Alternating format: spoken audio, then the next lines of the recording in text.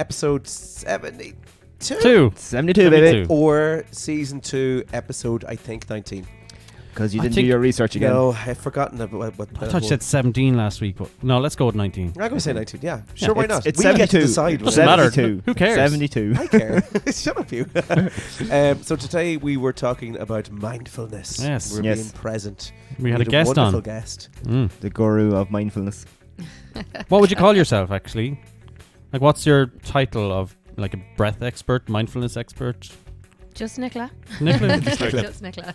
Nice, I like that. I like that answer. Yeah. No ego in that answer whatsoever. That was lovely. Love it. So we got in deep into that, and we were talking about cacao as well. Yes. With a lovely, lovely drink. Yeah, we had a sample. Yeah, it was delicious. Yeah. You're still standing or sitting? Yep. Yeah. Full The of last energy. 24 hours I feel has passed great. by We really could do quickly. another I feel podcast, great. actually. I'm just going to go for a run after this. Run home.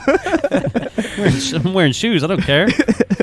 Right, will we name it? Yes. Yeah, let's go. Name it. Where are we going? Around this side, or where are we going? I think we can start with you, Scotty. Well, Yeah, you what's never start. Okay. Goes wrong Right. hours. The name I would go with is Holy Cacao. That's Oh, good. Ah, It's I never have faith that you're going to have a good one. I never had faith in myself until today. So, Did that just appear into your head there now? no, it's all when the car over. That's great. that is very Yeah. good. I I would- don't want I- to say mine now. Okay, It's okay. I'm gonna sing my one. Oh. It's wake me up before you cacao. Oh, I like that. I like as that well. one too. Oh, I'm just not saying mine. How do you express that in words on a paper? Yeah. Just by letters. Music things? English. Music alphabet. things. No, you just put down the words. With notes and stuff. No, just words is good. Okay. Bertie. I've just changed mine. Oh, as always. no, you No, cannot. You can't change yours to mine now. No. The mindfulness guru. There you go. That's pretty plain, man. there you go. It's a letdown. Well, wait till you hear mine. All right. Yeah, there you go. Well, we can't Mine insult was you. You're the guest. something along the lines of like mindless or not breathing, but we were all breathing, so that was pointless too. So, Okay, what are we? Bertie, we've lost. Yeah, we probably have. I think so. Every breath you take. Yours is good too. Yours is very good. Could you merge them? No. Wake me up before you, Holy Cacao. Jesus. There you go. There you go. Perfect. I All right, think- Excellent. I So I think season 2, episode 19, or episode 72. 72. Wake me up before you, Holy Cacao. Holy Cacao. Here we love go. Can't wait to try and Cacao. squeeze that one into an infographic. many letters. Title, yeah.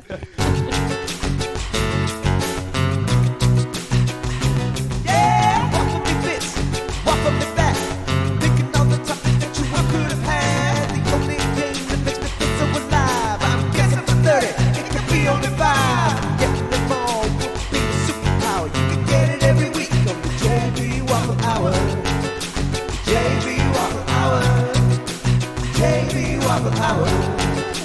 JB Waffle Hour. JB Waffle Hour. JB Waffle Hour. JB Waffle Hour.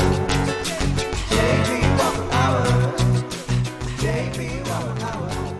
I love that song. Yeah, I do too. I do love that song. you I go. genuinely love that song. I love it. I wonder sometimes if it's just that you say that and you got used to saying that. No. Or whether you actually like I love the it song. so much that my wife hates it. It's the alarm clock. It's like, can we just play that song one more time, like while we're watching the movie or something? Your ringtone. So Ringtone. good. I love it. Yeah, Thank you for the high praise, John, as always. you're welcome. Bertie. We have a throwaway episode today, so the notes are gone. It's like a bank holiday Monday. Now, let me see if I can remember this. I'm not going to do Irish this week because obviously I can't remember the Irish. Hello, everybody. There he is. There's a start. It is episode 72, I believe.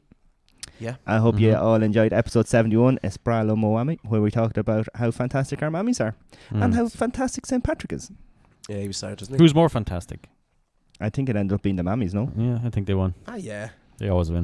And as always, please like, rate, share, subscribe, and follow us wherever you see the podcast, especially on Spotify. Spotify is the big thing, and also on Spotify you can give us feedback, which I got really excited during the week because I got an email saying we got feedback, and guess who the feedback was from? Your mammy. A legend. No, man.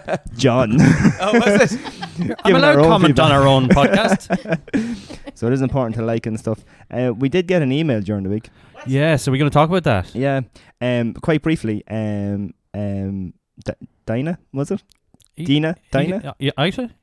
No, We should probably look. should we have looked it You're up? terrible at correspondence. For feck's sake. I'm going to take care of that from now on. Oh, yeah, in a second. What is Because it? I was slagging John. John said, "Don't be giving out the email address that nobody ever emails," and we actually got an email. It was No fantastic. way. Yeah. There Right. you go. And what It was the from context from of the email? Dinah, yeah. Oh, Dinah. There Hi, you go. Dinah. Was How like- are you? Thanks very much for emailing into us. On I the would podcast love to station. eat in your restaurant.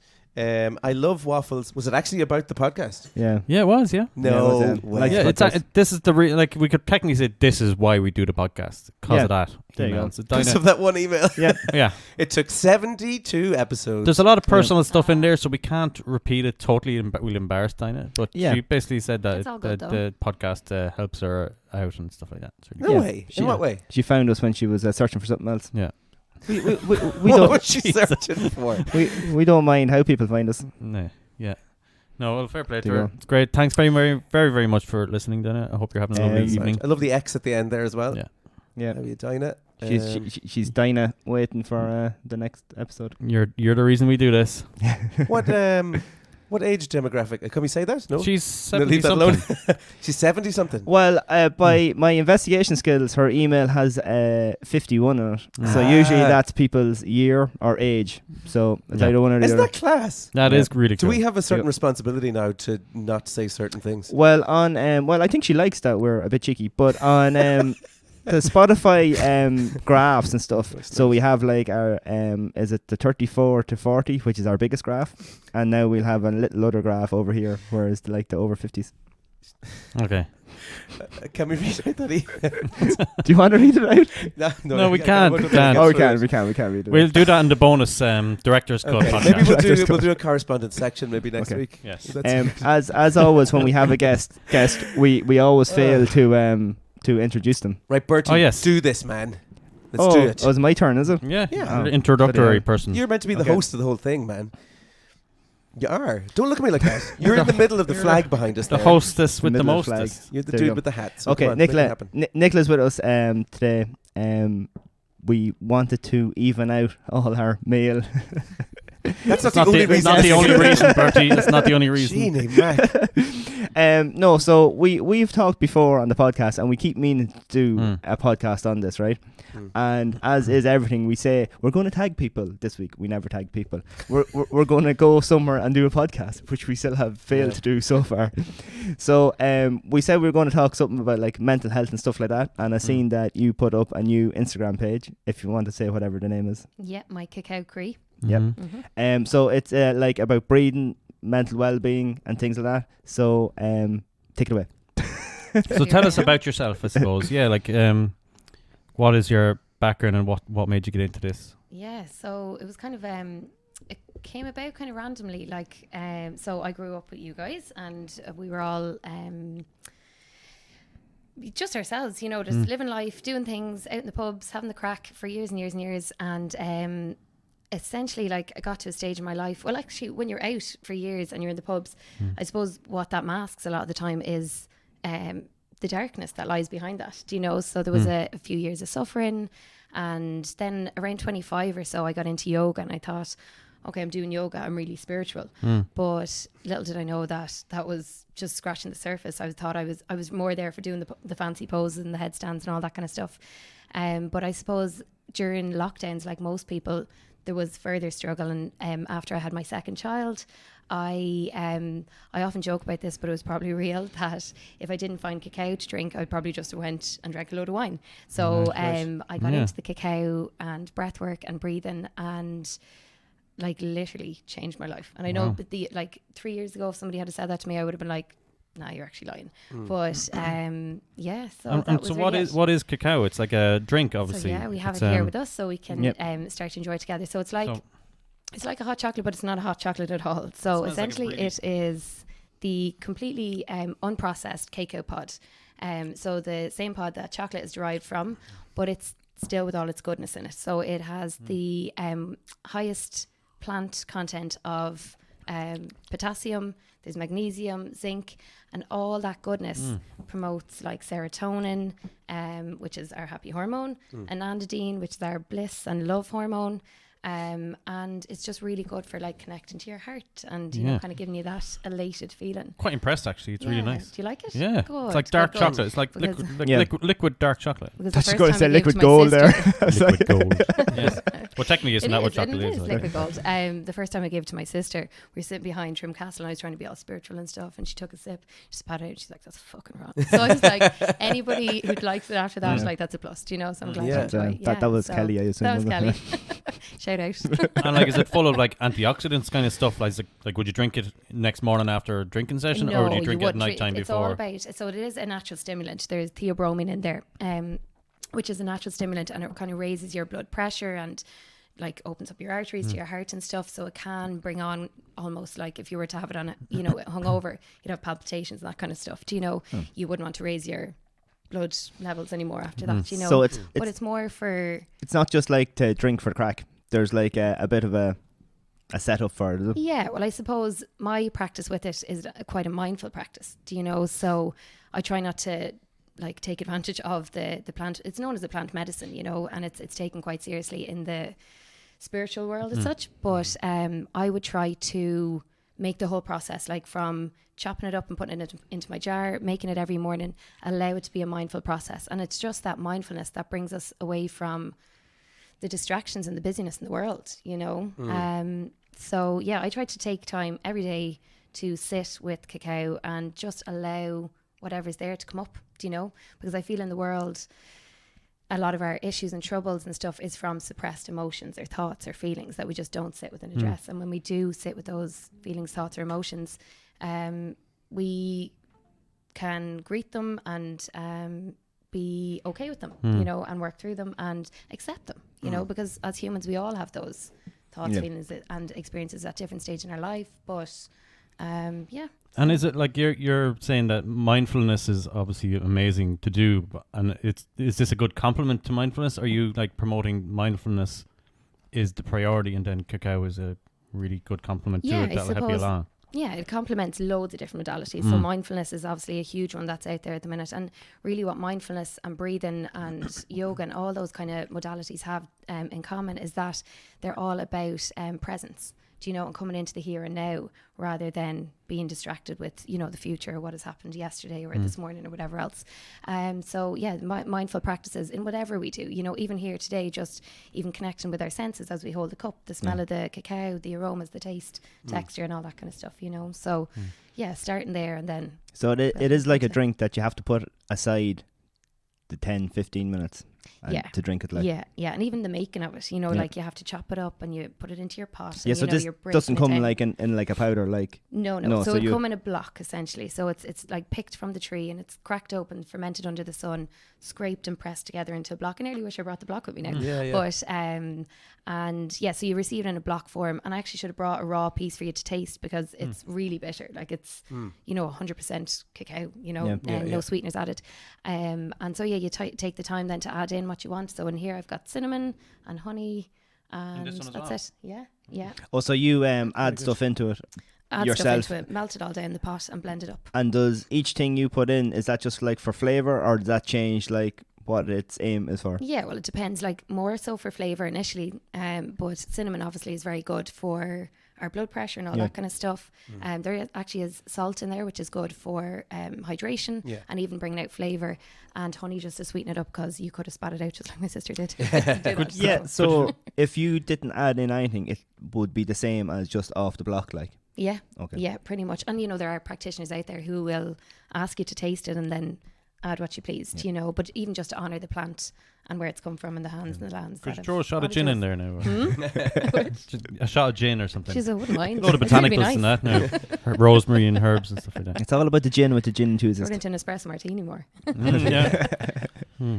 And you would you feel that this whole practice, did you come into this through, say, the likes of yoga, or was this your first entry into, say, mindfulness, was this cacao? Yeah, so I think for years I had practiced the likes of mindfulness and yoga, and I don't think I ever embodied the real practice of it, you know. So after I had my son, you know, you get told as a parent, after 6 weeks everything will calm down, after 8 weeks, 12 weeks, whatever. So it came to 12 weeks and I was like, seen this cacao stuff online, and I just said, you know, I know you're told never to buy dodgy stuff online, but I was like, feck it, Yeah. I'm just going to buy the block of cacao. Yeah. So I made it my mission to get up every morning at 5 a.m. to meditate anyway. But I don't think I was overly present with it. So I got the cacao, sat down, made it, and the morning I sat, I just got this. So I drank my cacao and I sat then for about 45 minutes, and this just feeling of joy washed over my body, and that's the only way I can put it. And it was magic. To the point, like, I ran upstairs. I was like, guess what just happened? He was like, what the fuck did you order? It's 5:30. Yeah, exactly. What are you at? But it transformed then, and I think that caused me to want to go deeper, you know, to want to sit more with myself, to feel all the feelings and just accept, you know. So it propelled me on the journey, I suppose, you know, deeper onto the journey anyway. So. Mindfulness is so interesting. Like, I've read it out into morning routines and stuff like that, and mindfulness is always brought up. But I just can't find myself sitting. My mind goes too wild. I just can't find myself sitting for 5 minutes. What I do is I write a journal in the mornings. Fab. But that's the most I do that's close to kind of personal kind of stuff. Yeah, even that practice But is super as I well. would you know? like to get into mindfulness. A lot of people, even like the most successful people in the world, say they do mindfulness. Yeah. It's that's the hard. Like, we live in such a busy society that it's so hard for you to say, I'm going to sit down for 10 minutes on my own when there's stuff to do, you've calls to make, emails to send, all that kind of stuff. But, you know, you can be mindful in your car. Like, some days when I don't get to meditate, it's just even hearing the sounds when you're in the car, feeling the seat beneath you, looking at the colours. You know, you shouldn't be really looking anywhere else except the road, but having a look around what's around and that kind of stuff. So just bringing yourself into the here and now, and not being too, you know, overthinking it too much, do you know? Because the amount of people who say to me, I just can't meditate, I just can't sit still, and I always feel they're the people who need it most. Do you know? Did you? So you were say meditating and you've done the yoga, and then this complements it, rather than this actually being like not a movement. That's probably the wrong word, but it's to add like this in itself, like a drink on its own. Yeah, Just, exactly. you know. Well, now some days, you know, I would have the drink, and it would make my process through life, or through my days, even more joyful, or it just brings greater awareness to the action through the day. I could have my cup of cacao and be emptying the dishwasher, and I'm kind of more mindful about that process, or more accepting of the process. Like, it's probably my least favorite job in the whole house, emptying the dishwasher, but you kind of just get to a place of acceptance, I think. Yeah. And does drinking it, you know, connect you to the peacefulness of the meditating, and that's what like grounds you towards that? So like you said, when you're going around doing emptying dishwasher or whatever you're doing, and you drink it kind of recenters you to the time in the morning when you're meditating with it. Is there a connection with it like that, or is it just literally the stuff that's in it kind of helps you through it? Like, yeah, like either or. Do you know, like, if you're drinking it before I sit and meditate, I'm definitely going to go deeper into my meditative practice. I think, you know, you're going to feel a lot more. Essentially, it's a heart medicine. They say it's a heart healer, so it'll crack open your heart space, be it good or bad. And, you know, we all have those good or bad days. You know, bringing you deeper into that wherever you are, and working through wherever you are as well, do you know? So. And is scientifically wise, like, is it spiritually wise, or is there actual like ingredients in this that like that vitamins that improve your heart rate or anything like that, or is it just all spiritual in the sense of? Well, no, there's a load of goodness, and it's scientifically proven. But, like, so you have your potassium. So it gives you the magnesium. energy really as well. Absolutely. Rather And there's than theobromine in there as the stimulant. So you might actually feel. I actually gave us a smaller dose tonight of about 20 grams. Daily, I'd have about 28 grams, but a ceremonial dose, if you were sitting for maybe 2 or 3 hours in meditation, you'd have 44 grams. 2 hours in meditation. Yeah. Wow, people do that. Yeah, What absolutely. We'll do cul- that next time. monks What or culture does this originate it's from? From Guatemala. Right. So the tribes there would have originated there. And this brand in particular, there's a shaman called Keith who goes round to the farms each year and actually connects with the spirits of the farms, and chooses then where he'll pick the cacao pods from that year. And so there's a spiritual element to it as well. Do you know, I suppose these people really honour the land and see this as a medicine, you know. So yeah, there's two aspects to it. But yeah, the theobromine, it is a stimulant, so you do get that boost. So it's great for me in the morning. I'm a morning person anyway, but I would have a cup in the morning, and I feel great. And do you drink know? coffee? Would you have this instead of your coffee? I did cut out coffee for about a year and a half, but I think I went to this place of, oh, I'm spiritual now and I drink cacao, so I don't have to drink coffee. Do you know? And there's a fine line there. But and like I went to that place of, oh God, I'll stay vegan now, because I was vegan for about 4 or 5 years. And then I was like, you can eat and drink whatever you want and be spiritual. I kind of hate the word spiritual. I think it's just about being connected to yourself, do you know? And if you're happy eating meat or drinking coffee or drinking wine, whatever it is, any process can be a connected process, you know? And did you go vegan for that reason, or was it like... No. It was because of food intolerances. I'm actually intolerant to dairy, but I was vegetarian at the time, and I said, fuck it, I'll go all out and I'll go vegan. Also for health reasons rather than... Yeah. But sure, promotional a couple of months reasons. ago then, I just was like, fuck it, I'm going to eat meat again. So, And have you noticed a difference now that you're back eating meat again? Yeah, absolutely. Yeah. And it's funny because I felt, I suppose, because I had that time to sit with the idea of it, I felt like my body was kind of craving some nutrients, you know. And I know you can take all the supplements in the world, but I suppose you'd know this as well, that the bioavailability is totally different, you know. So when I ate red meat again, you know, I kind of did, I do feel a boost in even energetically and in the gym and that kind of stuff. Yeah, so definitely feeling a bit happier on it. Interesting about going back onto it. Yeah. So say I was someone who didn't know anything about meditating or breathing. You do stuff with breathing as well. Yeah, right? Yeah. Mm-hmm. What's my first kind of, how would I get into it? Because a lot of people would see it and kind of go, it's a bit airy-fairy for me. I don't. Yeah. Or and there's a lot of people struggling as well that really need it but don't get into it because it seems a little bit inaccessible.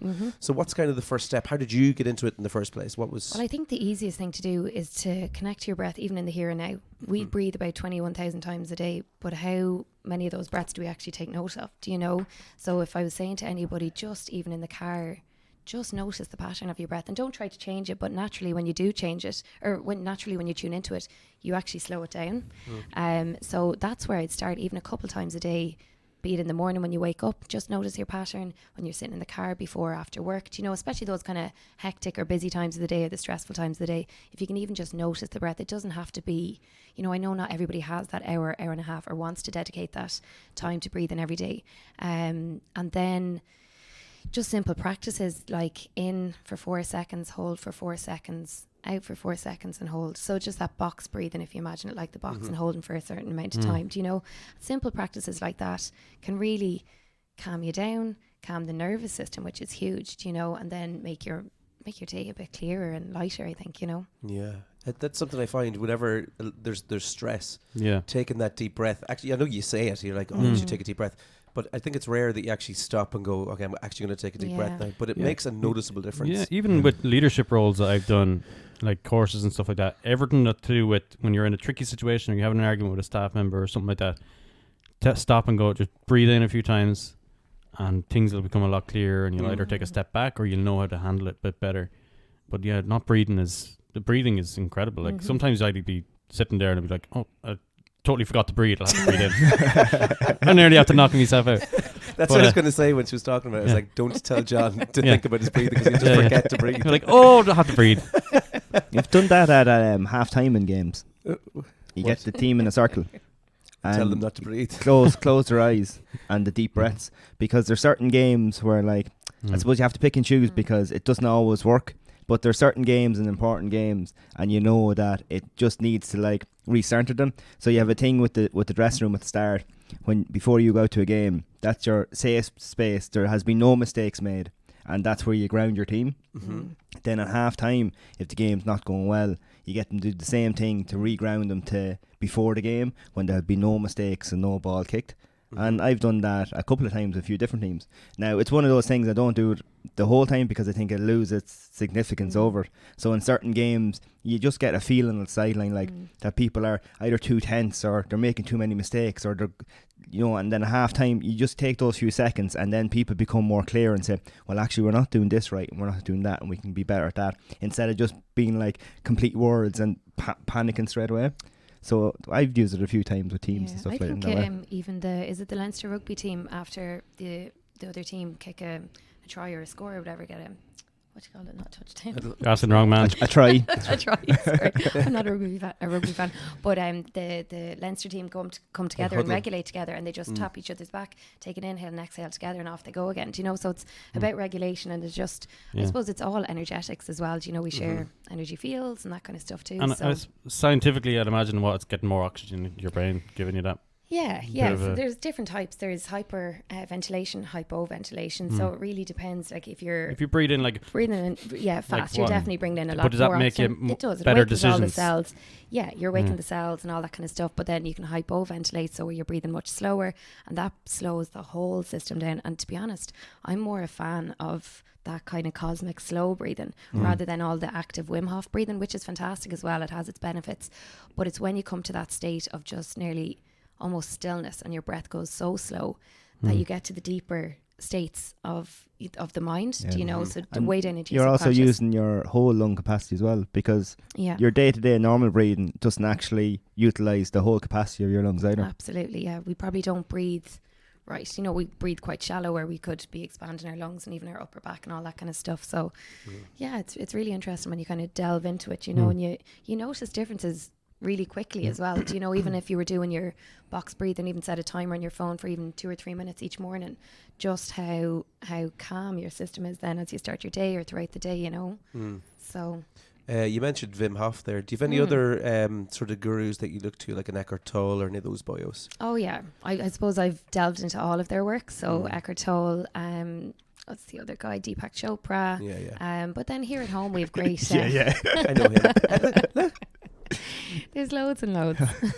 I'm well versed in my Eckhart That's new. Tolle. You just got it today. for Yeah, I tonight, just right? wrote it on my pen. It's one of No, those you know- from the cereal pack. You know what I just realised? There's no business behind breathing, as in there's no business ideas. Did you say breeding or breathing? Breathing. Oh, there's plenty of breeding Like, you know, ideas. like take this vitamin to make you run faster. There's no business ideas that said take this and you'll breathe easier.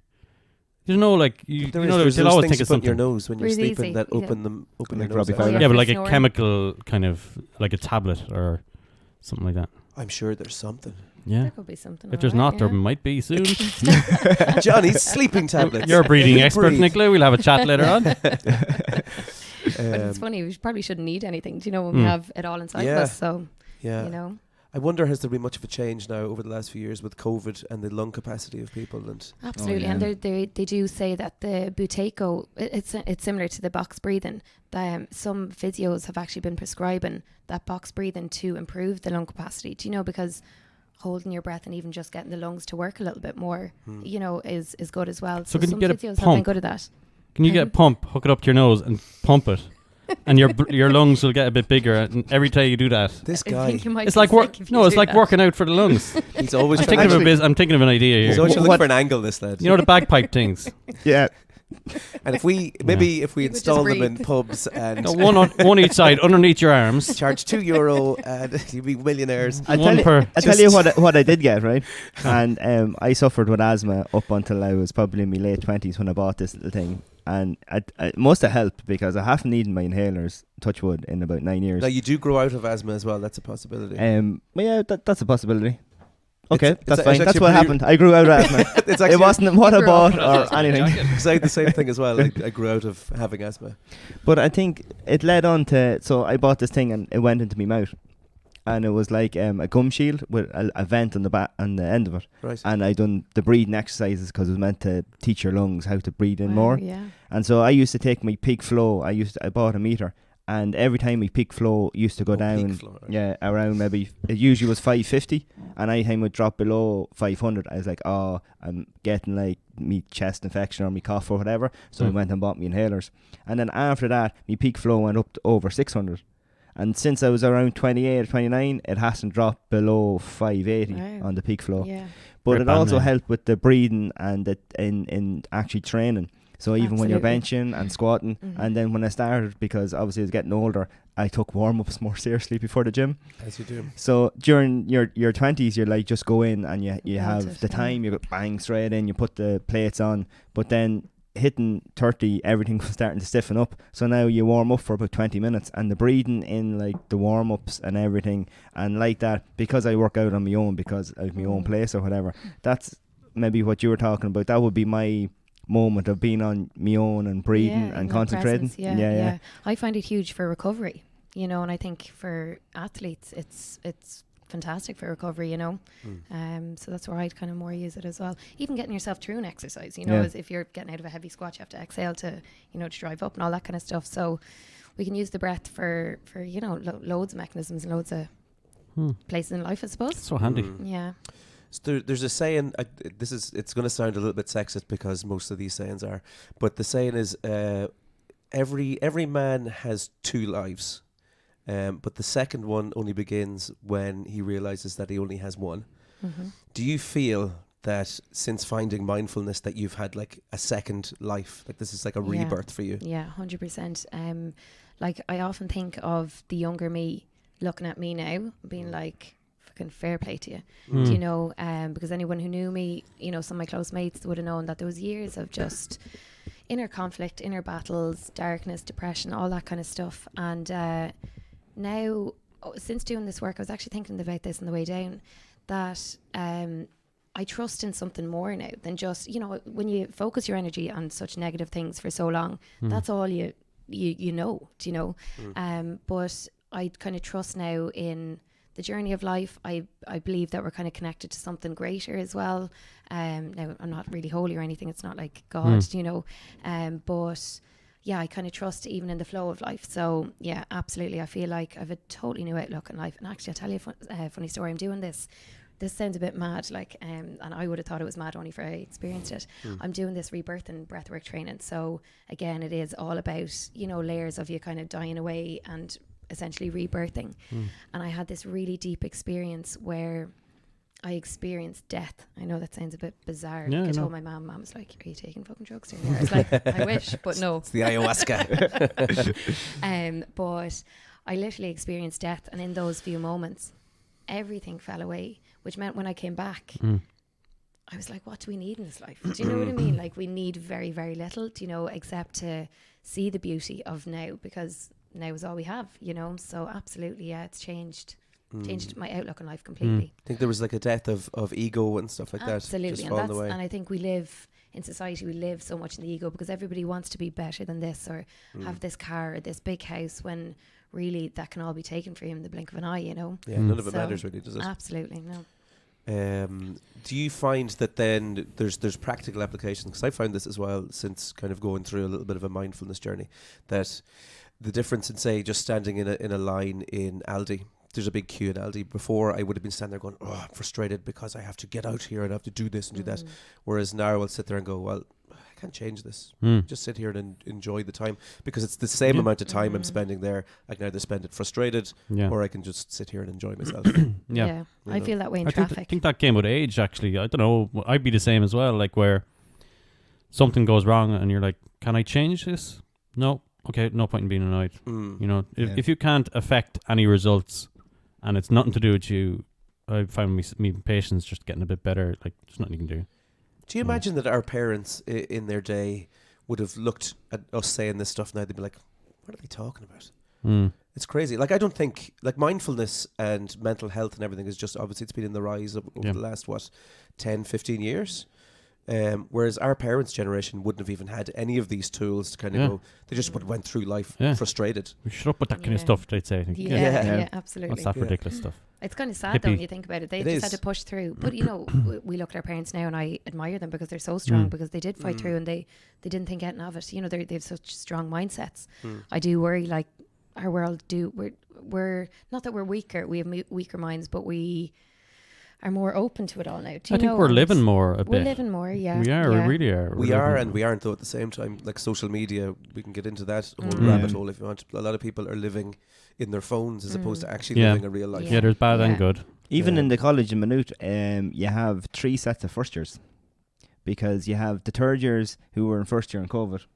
Oh, right. And then they were second, now the third, and now you the first years. So you have 3 sets of people there who didn't have like a proper college experience. And you can actually tell, because when they come in, they're like, not that they're helpless, like, but like, they ask stupid questions. I think that's a generational thing. Because There's a different podcast to be on a rant tonight. It's different. There's a different episode. But I think that's generational as well. People say there was a gym instructor in Maynooth when you went. Did you go to Maynooth? No. No, I didn't know. So say you went to Maynooth, at that stage you would have asked some sort of a stupid question, and the Bertie of that day would have been like, these first years, these 1985 kids Goddamn are guys. so stupid. But we have a... I'm going off topic now, but right, we have a door that's like a maglock door that you have to scan your student card. That's got nothing to do with mindfulness. This is No, nothing that- to do with anything. But the He's still stand, going, no? the stand looking at the door. Bertie, it sounds like you need to breathe. Exactly. Okay, Bertie, you ready? So wait do a it. We do it with They us. stand looking at the door, so they're stand being looking at- mindful. They're taking their time. And they get their student card to scan it. Then they look at the door.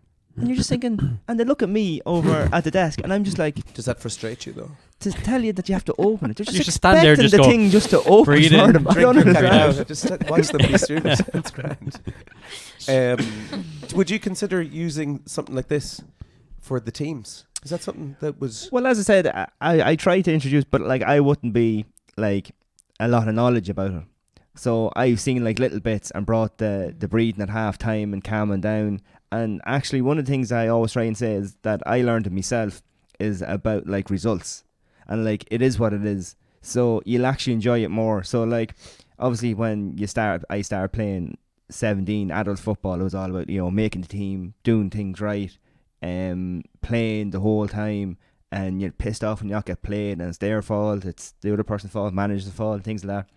But when I got into my late 20s, and it's what you talked about as well, about not being annoyed. It is what it is. You play, and the closer you get to 30 and into 30s, where people would have told me that when I was in my 20s, but obviously I didn't listen, that you can see the time that you won't be able to play. So every 5 or 10 minutes is more enjoyable because you're enjoying it as is. And like even a couple of weeks ago, we wanted to do something with the Offaly girls, and we needed 15 on 15. So the 3 coaches played, and like they were saying how much like I looked like I enjoyed it, but that's just playing football. And I was trying to tell them, and these are 20, 21, 22, most of them, some of them are only 18. It's like the older you get, the 10 minutes of just even messing around, of being able to play football, is so important, and it's about enjoying it. And as soon as you get to start just enjoying it and take it, it is what it is, then you'll enjoy it far more as well, regardless of results or regardless of whether you get playing or not. Like It's all about the process. that's it exactly. Like And I feel like if you bring these kind of things into settings too much, like I worry even in schools, is it going to be overkill, and does it turn people off? Do you know? So I think maybe in dribs and drabs and small little ways in the dressing room and that kind of stuff, and enjoying the process is nearly more important. You know. When you were meditating, or maybe you do this now still, but do you use that technique, the scan, do you know, the body scan? Yeah. You still use that? Yeah, and I know it seems like such a basic thing to do, but when you check in with where you're holding tension, and it tends then, like for me, it's always my shoulders, my upper body, and that's where I get injuries most often. Do you know what I mean? So that's even a very simple tool to do when you're checking in with your breath, and just bring your breath to those areas and just relax when you can, you know. Yeah, that's a useful one. What do you want to go? What? What? Oh, do you know what we're talking about? What? Leave it What? No. Anyway, I want to rant about something. I know. What do you think is the future of mindfulness? Is it going to be more in our culture? Is it going to be like the next generation? Is mindfulness going to be the next? You wake up and you do mindfulness straight away, or do you think it's always going to be this niche? Yeah, it's hard to tell actually. Generation. I think it's definitely going to grow more.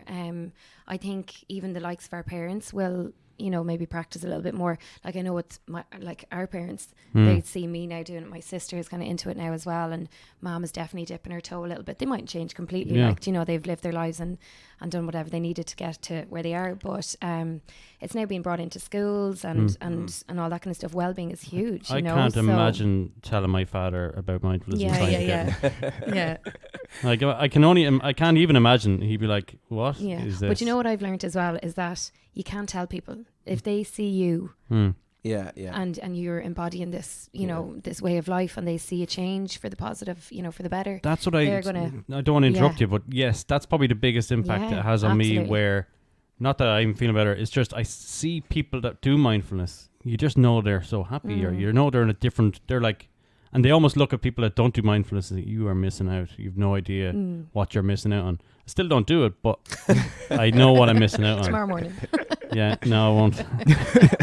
But I will eventually. I'll start maybe in 30 seconds Oh, or the something. journaling is great as well. Do you know, just getting Yeah. things out of your head and onto paper. That's just the main clears reason. head. Then you So that close that itself is book, and then brilliant. the book's on the Yeah. shelf, and you're like, all your thoughts are on that shelf now. Do you think it's the way it's sold that How do you puts mean? people off? Like, so you think Yeah, like yeah, you know absolutely. you put mindfulness on it, but if you broke it down into obviously mental health and stuff, Yeah. it's been talked about more. But mindfulness seems to be a different thing.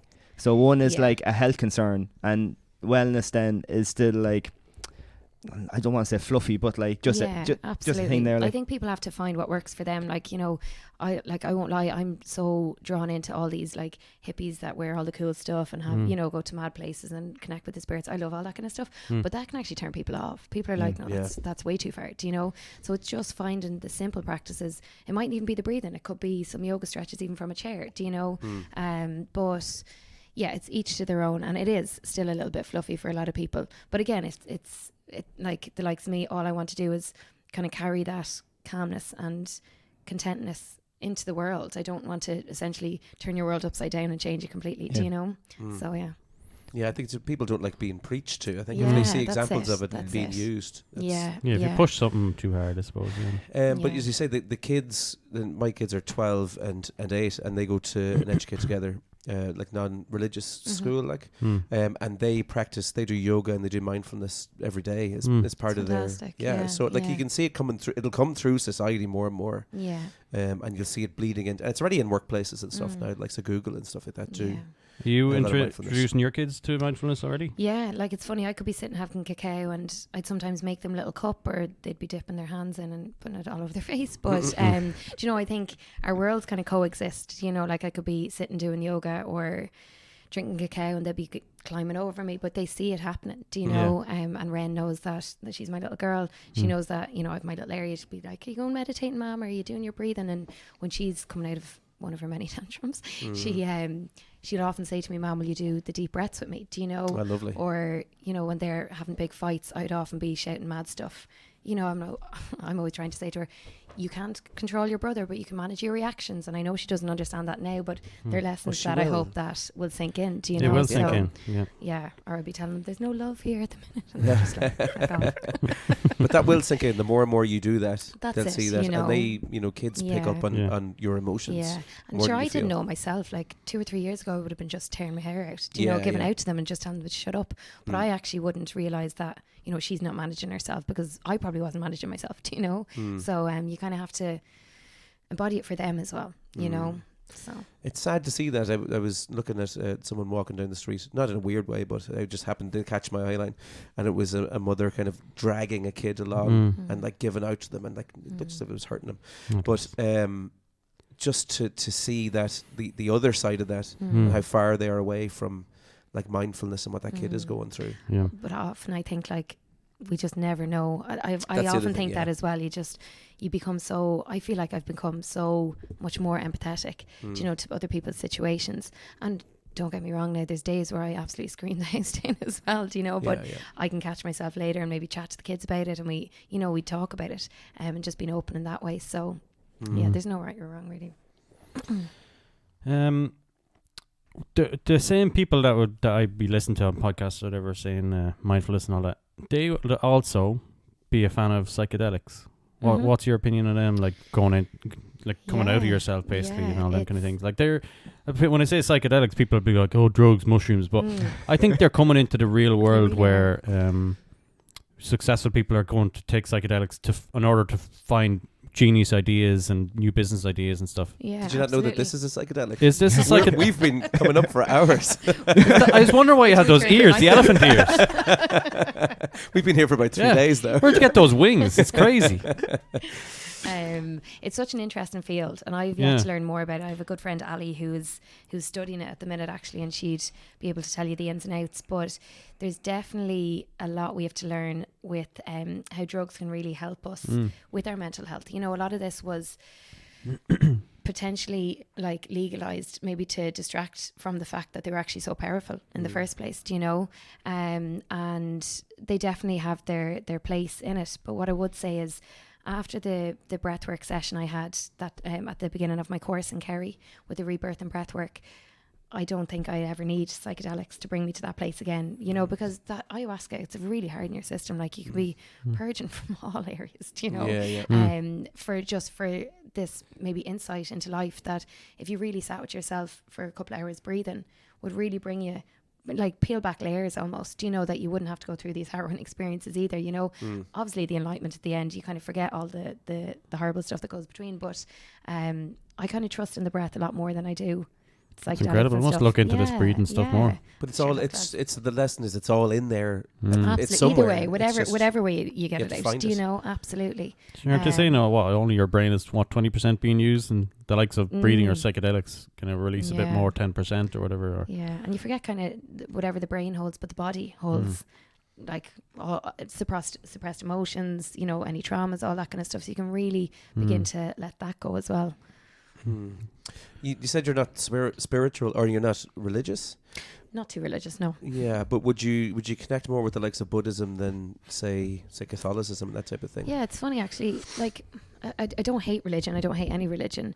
But the messages in religion are what you want your kids to learn. Do you know, they are what you want to embody and live by. Like my daughter's in Catholic Gael school, and she probably won't go make her communion or, you know, her first communion and confirmation herself. She's not christened or anything, but I want her to know the lessons of religion, just like I want her to know the lessons from Buddhism. Do you know? Because they kind of all give the same message when you put them together. Do you know? So those lessons I want her to learn, but I don't think she needs to necessarily trust in one divine God. You know, I kind of always say to her, like, honor Mother Earth more than anything, do you know, because the lessons that she has as well has loads to teach us too. So yeah, I that's think where you're a Buddhist. I can hear the Buddhism in there coming out. There's a secret Buddhist. Let your inner Buddha come out. I think there's I think there's a good connection between, like, because as we said about the mental health and the wellness, and because I think when you're talking about like centering yourself and stuff and being okay with yourself, I think that leads on to being able then to talk about things. 100%. Sure, yeah. Like, only when you're connected to yourself are you okay with being open and vulnerable, like, and talk about those dark times, because, you know, I think there's a stage in everybody's life, whether it's come yet or has yet to come, where we'll hit a rocky patch, but being okay with yourself in those places allows you to connect with other people. And honestly, I've actually met probably some of the closest friends since starting this journey than, you know, before. Not that I wasn't close to my friends before, but, you know, you meet these people who are really deep and open, and I love that. Do you know, I want to know, you know, how it feels, how things feel, do you know? So yeah, we've only got a certain time, I think, on the earth, so, and you don't know when that time is going to be up, so if only we could see a number dropping down. Yeah, we talked about that. I'd want to. There was a previous podcast we talked about that. There's a movie where there's a clock above everyone's head with a timer on it. It just ticks down, and they all know when they're going to die. Yeah, I must have missed that podcast. Yeah, maybe it was the one that me and John did on the Saturday without you. Yeah, they do things without me, and it annoys me. That's the JE podcast. But I think everyone would live their life a little bit more mindfully. Absolutely, and they wouldn't be just kind of scratching the surface of stuff if they knew. That's it. Like, I heard Jamie Lee, thing by Jamie Lee Curtis yesterday, and when she turned 60, she said, if I was to die tomorrow knowing that I have a pool of creativity in me that I just am sharing, how would I feel? So, and that literally just changed my outlook, you know, on things yesterday. So it's gone back now today, but but it really made me think, you know, about how are we using, you know, our inner resources, how are we sharing them with the world, you know? Because it does annoy me sometimes when people say, you know, live your life like it's your last day or whatever, and I think that's like, I think that particular quote is a little bit of bullshit, because we can never live that way. But we can live, like, every day a little bit better to, like, enjoy it a little bit more. And as you say, take in the little things. And even what you were saying about, like, being in the queue and Aldi not letting it annoy you and things like that, and just letting things go. It is what it is. I think that's a better way to go than, like, you know, living each day as if it's your last, like, you know. No, you sorry, go on. Yeah, go on. Oh, like, go for it. Sorry.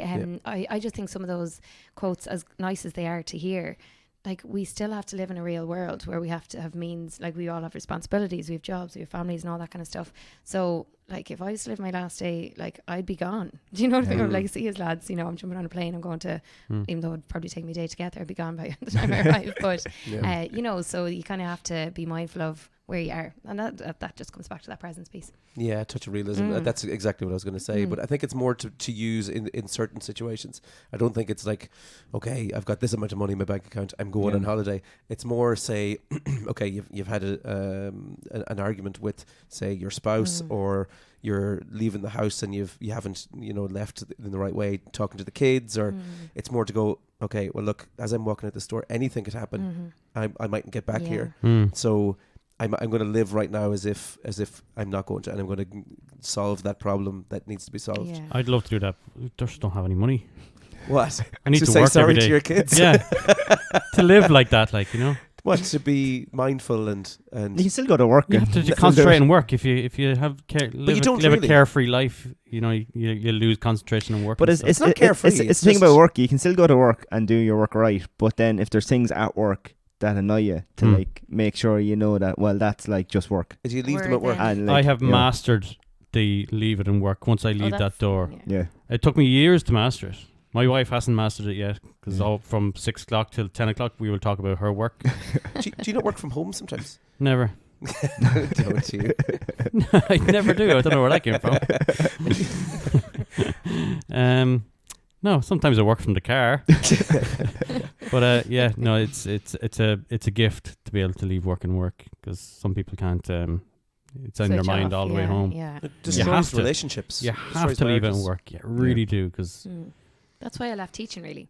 Yeah. So I was teaching for nearly 10 years, and I just realised that I was giving all my energy to other people's kids rather than my own home environment. So well, Sarah's a teacher as well, and I only really kind of seen into that when COVID was there, and like she meant to be like logged off at 2 o'clock, but yet you're still getting messages at like 6 and 7 from parents, and parents wanting replies and all that. And then, as you said, there's other stuff that you just have to deal with, which like after school, like, so there's no such thing as like, well, school is like 9 to 3, and then you can just clock out after and that. especially when you're a caring kind of person, but you just want to help. I was a home ec teacher, so I'd be bringing home kids' cushions to be sewn, do you know, and that kind of stuff to help them out because they weren't going to meet the deadline, do you know, and really was just missing out my own home life a little bit more, do you know? So yeah. And you transitioned into what are you in now? So now I am the performance chef in Sport Ireland, part-time. So I'm there 3 mornings a week, and then I host little workshops with the different sports and teach them how to make different meals and stuff. So it's nice. It's really nice. Deadly. I really enjoy it. It's such a cool job. Like, it's really nice to see people like bonding over food, isn't it? Like we all love sitting down and meeting people for lunch or breakfast. So yeah, I enjoy it. Where's Sports Ireland? Blanche? Oh, Blanchardstown, yeah. Blanchardstown. Yeah. So it's nice, you know, and I would love to see, now this is down the line, because obviously anything to do with sport and athletes, it's, you know, it has to be all research and science based and all that kind of stuff, but I would love to see a lot more mindfulness and breath, and you know, there can be a lot learned around self-regulation, even, you know, to do with winning, losing, transitioning after sport, all that kind of stuff. But are you free on Friday? Huh? They're not free. Right, I'm going to bring over that boy for the under 14s game. I'll be busy out. That is coming into sport more and more now. I'd like Bertie does a little bit of. You don't do underage. No. I do a few underage teams, and a lot of the FAI's focus is more on development, and winning isn't even brought into it, like to like under 16 level, really. That's proper. So it's pushed more towards development and inclusion, and it's that winning mentality. Yeah, make them into good people. Yeah, rather than good players. Yeah, but develop them as sports people, of course, first of all. So that's even in sports, I think it's been shifted to more towards mindfulness and development, which is great. Which is brilliant, yeah. You know? But do you even see how important the breathing is in the rugby, which you said you were a big fan of? The touchdowns. But you look at like Owen Farrell and Johnny Sexton. I mean, it's not like people maybe that don't understand it might just think like they're just like, I know, showboating or doing when they're taking the penalties, like. But the breathing is so important, because absolutely, like they're obviously blocking out noise and everything. They're going through their routine of kicking that they've done thousands of times, and the breathing, once again, as I said, like it just links you grounds you to the moment of being out where there's no crowd. Yeah, You know, and you're just going through your motions. Same with like Dean Rock's a good free taker, Killian O'Connor, and all these absolutely. good free takers. Like, Yeah, that focus, you Yeah. know. I know we don't like talking about Man United, but Ronaldo, probably one of the best free kick takers on the planet. If you notice, he takes a little step back into the side, Yeah. and then he does a big deep breath. Yeah. And That's then what it he is. takes his kick. So, Yeah. you know, if he can do it. Supposedly he yeah. does a little bit of mindfulness. I'd before imagine he takes a free does. kick, Yeah. Jesus, he's Clears his unbelievable. mind That and lad. all that. You'd have to with all the, even the publicity, to, Yeah. to calm Yeah. you down. Like, it's Yeah. tough, I'd imagine. Is there a too. difference between meditation and mindfulness? I would say no, not really, So they're because both the same. it's just, for me anyway, it's just that presence piece. It's just when you're meditating, you're, you know, present with, if you're visualizing on something or just on your breath. And mindfulness, again, is just being in the here and now. So do you think people that are professional meditators don't like professional mindfulness people? Are they kind of like, So it's like a different league. are they like, Do you know what? I Just actually do mindfulness. think in some areas of the kind of spiritual realm, I hate that word spiritual because, you know, it kind of has negative connotations with it. But I do feel like there could be a hierarchy, do you know? And you Yeah. can kind of see it. Like some people think they're above this person or that person because they do this or that. You know, maybe meditators are better than mindfulness practitioners. But really, it's all one. And I Yeah. think, you know, we're all, even as humans, we're all just on the one level plane, you know? yeah, good answer. I think Good answer. Politician. I think we do have some repeat guests, don't we? Matt has been on twice. well, once officially. Kind of not the second time. He'll No. be back now in a few weeks. But I think we should get you back on to talk about maybe diet and food, that type of Oh, thing. I'd love that. That'd be yeah, awesome. that'd be fab. That's something that we haven't really got into too much, have we? No, Which not is really. surprising. We've touched on it a few times. Yeah, but- we're That's big- Yeah. even important for mental health as well. Yeah. Do you Yeah. know? Absolutely. Yeah. Yeah. Oh, yeah, true. So maybe we'll do that. Definitely dive into that. In a few months. We'll get you back on again That'd to do be that. Yeah, because Thank you. it's not too bad coming on, to be fair. I'm We're actually not grand now. I bad, don't want to go lads. home now. We're not done yet, though. You've got something that you want to do. It's that time, you know the name. It's the reason we all came. Find the words that are the same. It's that time to play the waffle game. Let me get my Like, clock. what town in Australia did mindfulness happen in 1973? Okay, I'll have to get another 5 ready for you then. Okay. No, Oh, don't. we'll Work see away who then. gets 5. Oh, Do no, it. listen, we'll just No. go. We'll go. Okay. Are you ready? Okay, Right. so you have 30 seconds Oh, to name gosh. the first 5 that comes up in a Google search of Irish rugby players. Oh, no. The clock has started. Okay. Johnny Sexton, Brian O'Driscoll, Gary Ringrose, Rob Kearney, what's the other? Conor Murray. I forgot them. No. Yeah, keep going. Okay. No, we Uh, can't say tell you. literally You can't done. tell you. Peter O'Mahony, Peter Stringer. The little fella. Time. Okay, that's your time up. You Okay. get them. You actually done quite well. Jesus, for someone who doesn't know about rugby. Yeah. You All got right. you got 3. Okay. Wow. 3 out of 5. Fives, that's Yeah, good. that's So class. you got Johnny Sexton, Brian O'Driscoll, Conor Murray, Okay. and then the other 2 that come up are older ones. You see, Okay. it's, That's a tough one. Rory Best and Keith Wood. Oh, I've heard of Rory. I know. Know Rory Best. Yeah, Yeah. yeah, I know him. Yeah. But the other lad, I don't. Sorry. Keith Wood.